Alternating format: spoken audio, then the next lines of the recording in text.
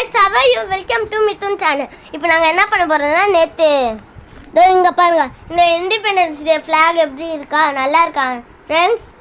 சரி இந்த independence flag நல்லா இருந்தாலும் நேத்து இண்டிபெண்டன்ஸ் டேல அத எங்க அப்பா வாங்கி கொடுக்கல அதனால நானே செஞ்சேன் நானும் என் தங்கச்சியும் செஞ்சோம் சரி இந்த இதுவே எப்படி ஃளைட் இந்த ஃளைட் எப்படி பறக்குன்னு பார்க்கலாமா சரி இப்போ ஃபோட்டோ பண்ணுறீங்க பாருங்க